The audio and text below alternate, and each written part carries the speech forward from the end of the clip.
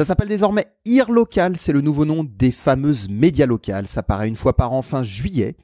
On rappelle que ce sont des enquêtes privées dont les résultats ne sont connus que des radios souscriptices. Julien, aide-moi. Comment tu dis souscriptices? Moi, je dirais les radios qui payent. Les radios qui payent ces sondages et de leurs éventuels partenaires ou clients, bien sûr, parce que ces chiffres sont aussi, bien sûr, utilisés principalement pour pouvoir vendre de la pub en région.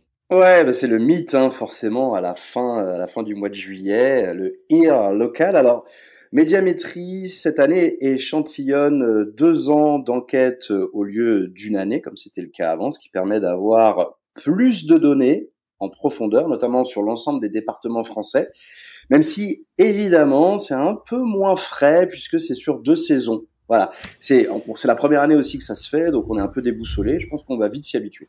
Oui, et d'ailleurs, vous pouvez réécouter notre interview de Julie Terrat de Médiamétrie, il y a quelques mois, qui nous a expliqué tout ça.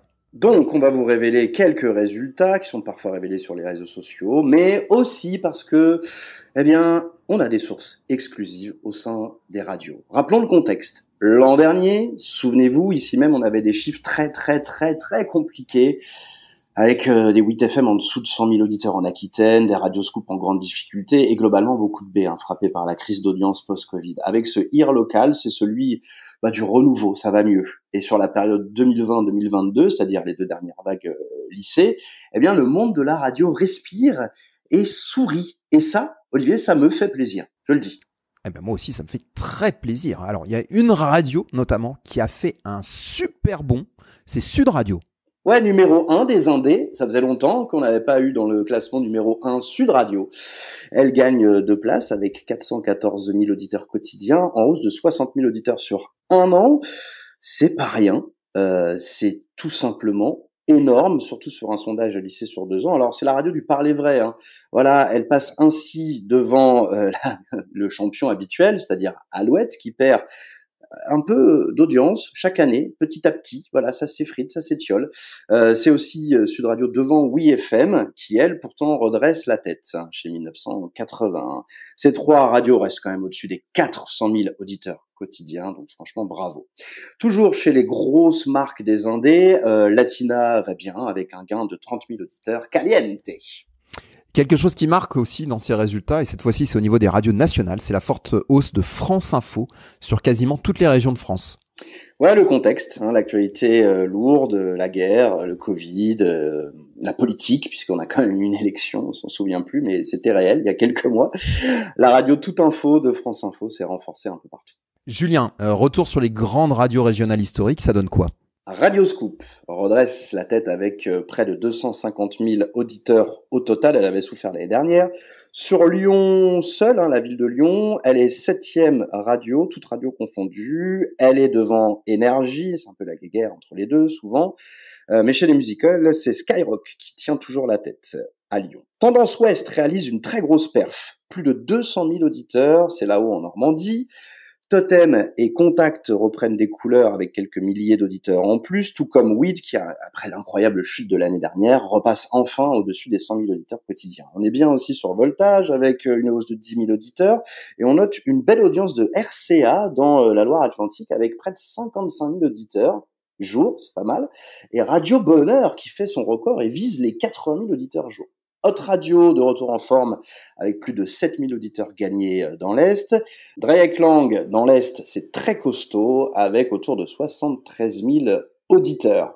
Et puis Radio Star à Marseille, avec l'arrivée de Jérôme Delaveau, évidemment, on regardait ça de près, nouveau branding très soleil. Ça marche bien, la station prend 10 000 auditeurs, c'est une hausse de 33% de son audience. Oui, superbe remontée en seulement 1 an. Le nouveau concept marche, mais pour d'autres, c'est quand même plus compliqué. Oui, on est obligé de parler de Champagne FM qui est quand même en baisse, comme Delta ou Évasion, toutes les 3 perdent 10 000 auditeurs, c'est pas rien. It West, encore et toujours, j'ai envie de dire, qui baisse autour de 230 000 auditeurs, et Océane, la radio adulte du même groupe, qui perd 13 000 auditeurs, certes après des années de grands succès. Enfin, il y a des radios qui sont légèrement à la baisse, alors j'ai envie de dire qu'ils sont stables en audience, parce que c'est vrai, même si elles perdent un peu d'audience. Il y a 100%, donc qui se maintient dans le sud, Cassis FM, Radio 6 dans le Schnorr, et Toulouse FM qui réalise à 100 auditeurs près la même audience cumulée que l'an dernier. Et je t'ai pas entendu parler de Sweet FM.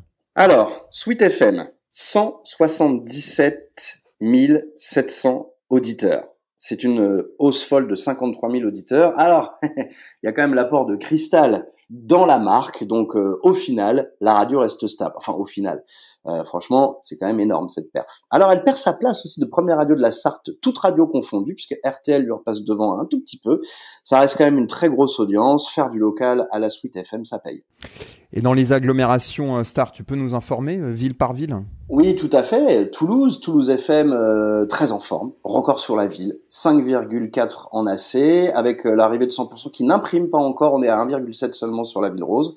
À Lille, et ça c'est intéressant, le leadership se dessine d'année en année pour Métropolis. Le sondage lui offre 4,2 en AC, un point quand même devant Contact, par exemple. Top Music à Strasbourg, c'est top. Ça dépasse les 8%, c'est quand même une belle pénétration.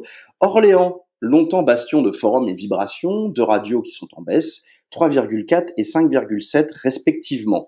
À Nantes, il y a un duel Alouette-It West et ça tourne à l'avantage de cette dernière puisque Alouette s'effondre à moins de 2%. Active, c'est 6,5 à Saint-Étienne. Totem dépasse les 25 à Rodez.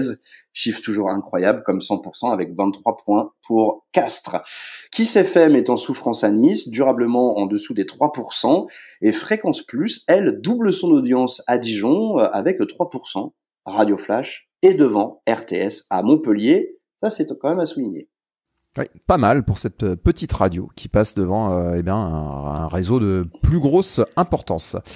Et d'ailleurs, notre ami Hervé Marchais du blog Le Transistor et qui fait partie du comité éditorial des Ondes Vocast nous a préparé une petite carte de chaque radio numéro 1 sur chaque département. Vous pouvez retrouver cette carte en exclusivité sur le site internet vocast.fr ainsi que sur nos réseaux sociaux. Vous découvrirez que le comité éditorial des Ondes Vocast, c'est une sorte de comité de l'ombre dont on parle peu, mais qui vous mijote ce podcast tous les mois. En fait, c'est des échanges de mails, soyons clairs, mais c'est quand même toujours important de le signaler. Alors, j'ai la carte d'Hervé sous les yeux. Je peux voir que finalement, peu de B sont leaders sur leur département. C'est rarement le cas. Souvent, on en a plus quand même qui ressortent. Inter, RTL, France Bleu ou Énergie sont quand même sur ce sondage souvent en tête. En Aveyron, on a quand même Totem. Sur le Tarn, on a 100%. Et Tendance Ouest dans la Manche. Voilà, seulement 3 radios B leaders sur leur département. On a connu mieux, on a eu des Sweet FM, etc. Mais là, il n'y en a que 3. Voilà. Ça montre quand même pour Totem 100% et Tendance Ouest l'incroyable performance de ces radios.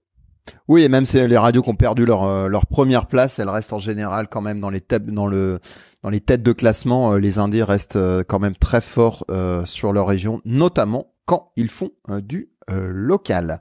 Et ces résultats de IR local en région sur 2 années, de septembre 2020 à juin 2022, sont tombés juste après le bulletin de notes de IR national pour le second trimestre 2022 et où, en gros, toutes les radios étaient en baisse, à quelques exceptions près. Et les indés, d'ailleurs, ils avaient pas mal piqué du nez en fin de saison. Pour la première fois, elles faisaient jeu égal avec France Inter, alors qu'elles étaient en audience cumulée largement devant auparavant. Donc on espère que c'est juste un petit passage à vide dans un contexte notamment international, où l'actualité internationale était très forte. Mais encore une fois, elle reste sur des socles d'audience très importants. Merci Julien pour cette revue détaillée de IR local. Des Ondes Vocast.